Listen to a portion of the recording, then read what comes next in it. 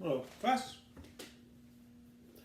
Okay, so we're going to talk about an application of momentum now.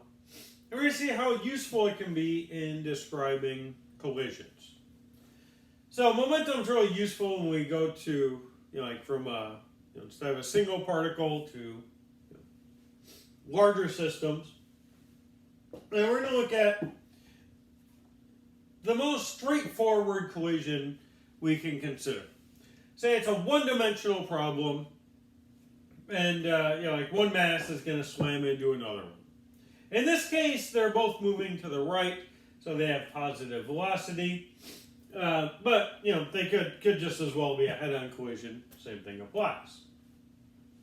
And so just to review some equations, momentum on an object is just its mass times its velocity. K is a kinetic energy of an object. We'll get to that later.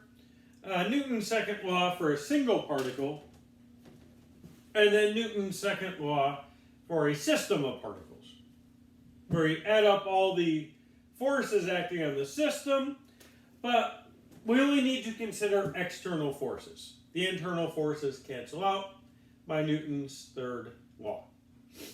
And so again, we kind of looked at this in the last example, or last lecture, but here we have gravity and a normal force. Also gravity and a normal force here. And, during the collision, there will be internal forces, but we don't even have to talk about those. We know they're going to cancel out. And so, out of the 6 forces that do exist, including those internal forces, normal force and gravity are external. And in this particular example, they happen to cancel out. And so what we can say in an example like this is that the net external force acting on the system, that net external force is 0. And again, because we're on level ground, so gravity and the normal force is going to cancel out for each mass. And so if the net external force of the system is 0, what that means is delta P equals 0. Net external force is 0, that means delta P over delta T is 0. But delta T is not 0. That's some finite time interval. So delta P equals 0. And this has a name. This is called conservation of momentum. Now it's kind of an obvious name because P is momentum. And so delta P is the change in momentum. So if the change is 0, that means that it is conserved. There's no change. So conservation of momentum. And this is typically true in collisions. Now, what if we were to add friction to the mix? Let's call F1 and F2. Now, in this case, friction, F1 and F2, those are both external forces. And so if you look, in this example, when we include friction, the net force acting on the system is not equal to 0 because friction does not cancel out. And so you can picture this, say there's a parked car and another car slams into it hard enough to move it so the cars stick together and they're both moving, they're going to come to a stop because of friction. If there was no friction, then they'd both just keep on moving at a lower speed than the original car. But friction is going to cause this to stop overall. But usually for collisions, we say delta P is 0 anyways, even if there is a net external force, which there very often will be. And the reason why is because the collisions occur so quickly that friction is not going to have too much of an effect just over that small time that these two objects are colliding with each other. So like after the collision, going back to the example where one car slams into another one, during the collision itself, the effect of friction is going to be fairly small, but then, they both go sliding off, and then they'll fairly quickly come to a stop. But collisions are so fast, we can just talk about directly before and directly after the collision, usually ignoring external forces. So, what does that do for us? Well, initially, let's write the momentum of this system. So we have mass 1 moving with a velocity 1. And here, let's write P. Momentum of the system, m1 v1 plus m2 v2. So that's the momentum of the system before the collision. Now, after the collision, we're going to call this P prime. We use primes to denote what happens after a collision. And so then we have m1 v1 prime plus m2 v2 prime. So we're kind of assuming something here, which is not always going to be the case, but we're assuming that the masses are not going to be affected by the collision. And if you look at like cars colliding, parts of the cars can break off and go flying away. And that would have some effect on it. Actually, cars are kind of designed to give a little bit like that. But, we're assuming that the masses are not going to be breaking apart during these collisions. So we have an M1 and M2 before a collision, the same M1 and the same M2 after the collision. But their velocities can change. Typically they will. And so, like V1 is the velocity of mass 1 before the collision, or V2 is the velocity of mass 2 before the collision, and their velocities after are V1 prime and V2 prime. And the basic idea is we want to be able to understand collisions, and so we assume that we know what's happening before the collision. So what is known? We know the masses.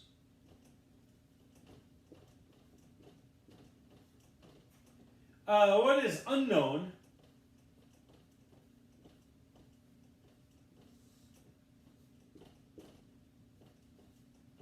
Are the velocities after the collision. So we want to have a way of solving for these velocities. And conservation of momentum definitely helps. It's not quite enough, but conservation of momentum tells us that P equals P prime. So we have M1 V1 plus M2 V2 equals M1 V1 prime plus M2 V2 prime. Now I want to make a note of something here. There's kind of different ways you can approach problems like this. Like here, like I drew it so both of these carts were moving to the right. We'll say that's our positive direction. And so V1 and V2 are positive. What if we had a head-on collision? So let me kind of draw that situation. So if we have a head-on collision,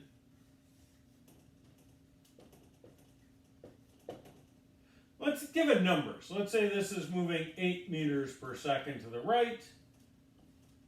And this cart is moving, say, 10 meters per second to the left. So if we want to talk about the momentum of the system before the collision, there's two ways we can do that. I'll get rid of this equation. We can always redraw it if needed. So here, let's do this. Method 1.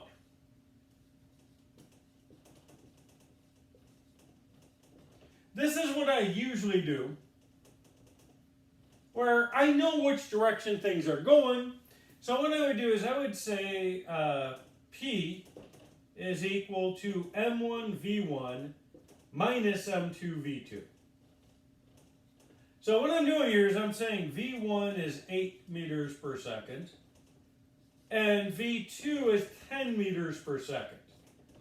So these velocities I'm writing down, those are just the magnitudes, or the speed of these objects. And because this one's moving to the left, I wrote a minus sign in front. Now, method 2 would be to just do this. The momentum of the system is m1v1 plus m2v2, where v1 is 8 meters per second, and v2 is minus 10 meters per second. And again, you can see you're getting the exact same thing. Here we're saying minus positive 10, here we're saying plus negative 10, different ways of saying the same thing. So why are we talking about this? Well, this is a head-on collision, and what's going to happen after the collision? We don't know in advance. We don't necessarily know.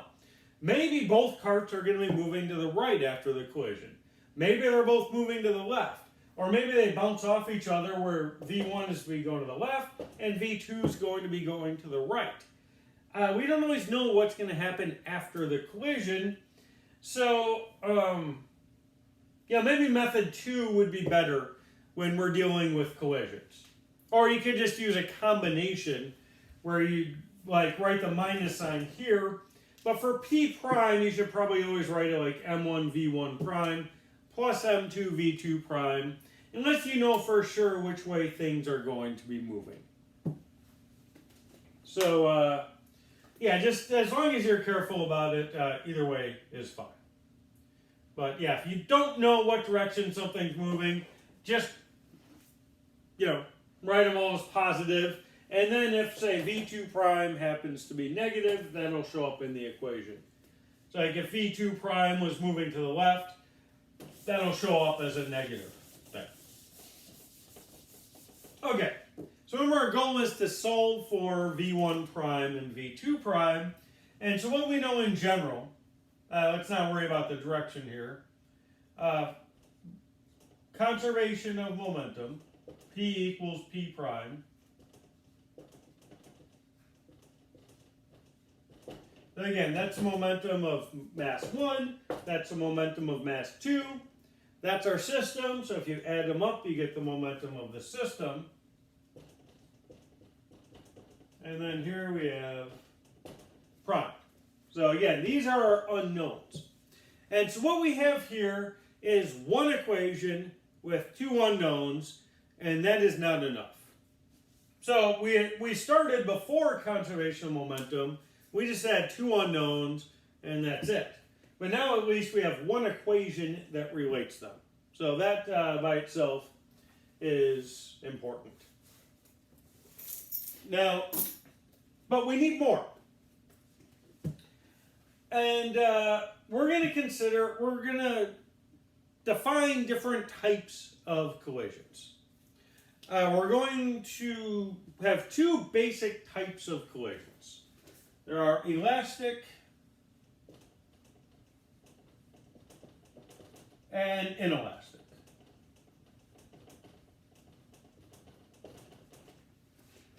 And every collision is going to be one of these two. And an elastic collision, that's when kinetic energy is conserved. Yes, we can write conservation just because I don't have much room. That the change in kinetic energy is 0. And again, we're talking about the kinetic energy of the system. So here, let's say this was an elastic collision. So before the collision, we have 1/2 m1 v1 squared. That's the kinetic energy of mass 1. And then we add the kinetic energy of mass 2. So that's the total momentum of the system before the collision. And after the collision, this is where the notation gets a little Unfortunate, because we have like v1 prime squared. It could look like a v1 to the 12th power, but hopefully you can see that that's not the case. You just have to get used to looking at it. So for an elastic collision, we have an additional equation, and this is a solvable system. Now, I'm not going to solve it. Reason why, it's in the notes. And when I did, remember when I say we want to solve this system of equations, what we would like is v1 prime and v2 prime. And I'm going to write that down, like v1 prime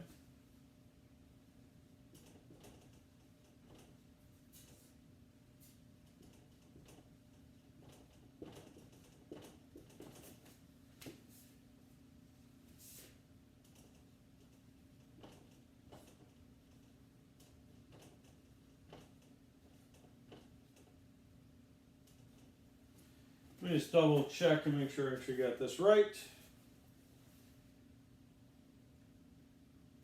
Yeah, and the reason we're not going to do this, it's one of those things I don't like, just saying, oh, here's the answer. If it's something that we can show, I usually like doing that. But this was a really messy system of equations to work with. It's just two equations, two unknowns. The problem is that these terms are squared, and that makes the algebra kind of a nightmare. And in class, we have a very large board where we can do that, but it takes a long time. And here, I don't think I could fit it on the board. Again, all I did in the notes is I solved for v1 prime, and that literally took the entire page of notes. So it's not, and again, I wouldn't want to try to cram that all onto this board, but you can just look it up in the notes if you want to see where it comes from. Not entirely trivial. And then we have v2 prime.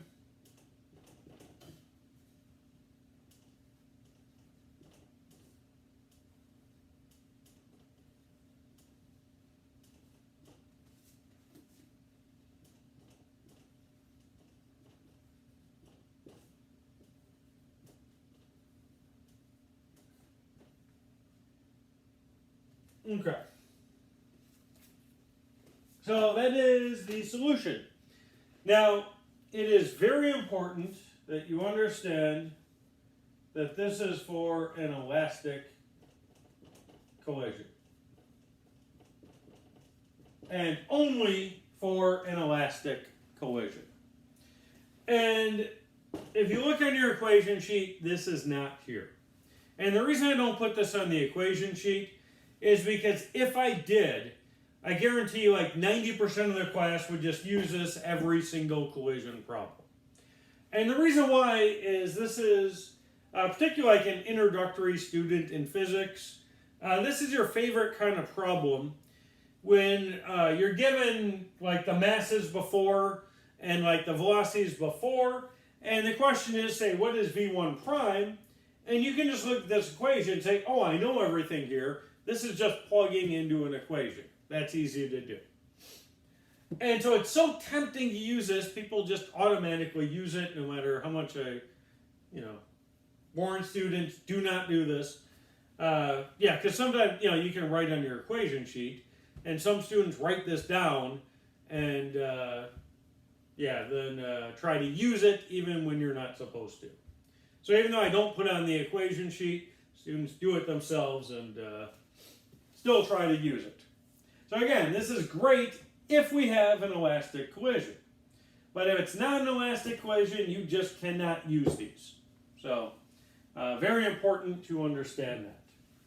And again, solving for v1 prime took, a whole page of notes. And the reason I only did v1 prime is because you could do the exact same thing for v2 prime. It'd be like the exact same steps, just, basically the same thing. So that's an elastic collision, and that is a completely solved problem. So, good. There's two cases. One of them is solvable. Now, the elastic equation in general is not solvable without additional information. So if we have an inelastic equation, we no longer have this, and we definitely don't have this anymore.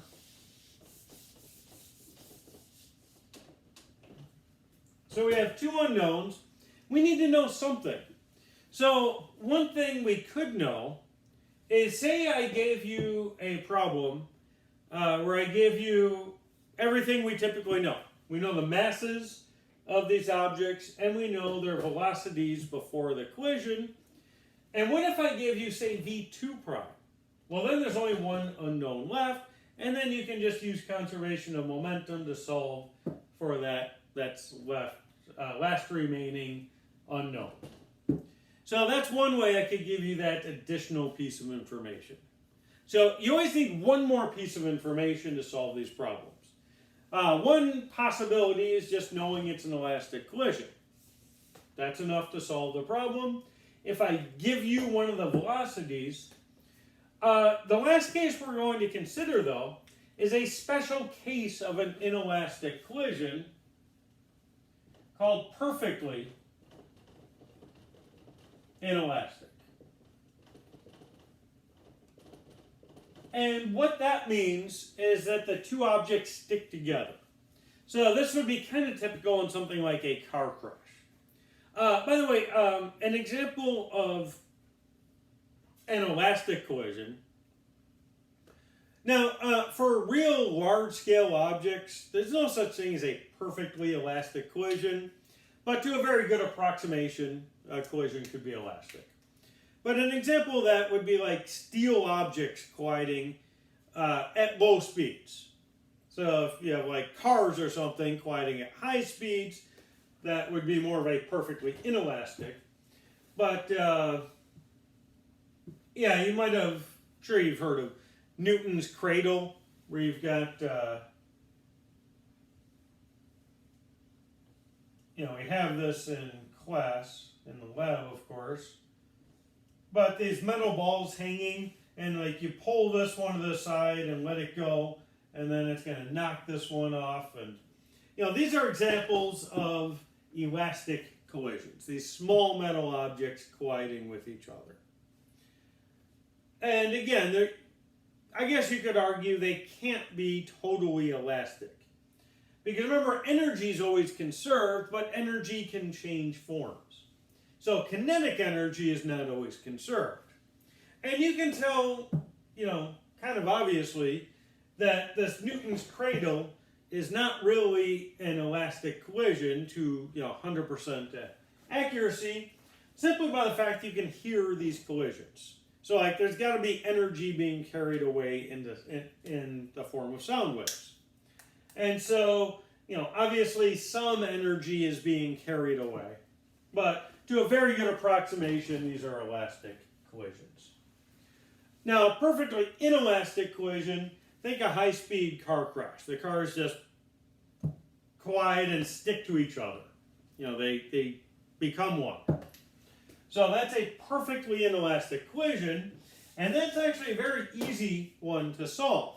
We just have our equation for conservation of momentum, except now we don't need to distinguish between v1 prime and v2 prime, because they're the same. So we can just call it v prime.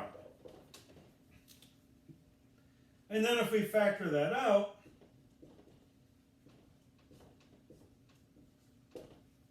we have the total mass times the combined velocity of that combined mass.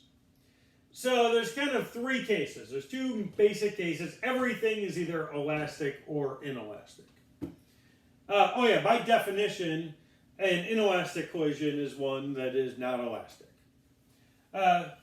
Just a general note, you don't want to rely on words in science too much, because in science everything has to have a very precise definition, like in math as well. And so, you might think, well, if something's elastic, it cannot be inelastic, just because of the English meaning of these words. But that's not a good way to to think in math and science, you might have heard of, well, I'm sure you've heard of the real number line. You have like open intervals, or you can have closed intervals. And, like an open interval doesn't contain the boundary points, or a closed interval does. But more generally, this is the real number line. It's a very special collection of numbers. But more generally, you can have like sets that are open or closed. And again, just common English would tell you, if a set is open, it cannot be closed. But that's actually not true. In math, a set can be both open and closed. They have very precise meanings that don't always line up with the English version. But yeah, this is a definite case. Elastic collision has a meaning. Kinetic energy of the system is conserved. If that's not the case, it's inelastic. And when the objects stick together, then it is perfectly inelastic. So in a sense, we have three types of collisions, and two of them are solvable. The most general case, though, is an inelastic collision. Usually momentum or kinetic energy is not conserved.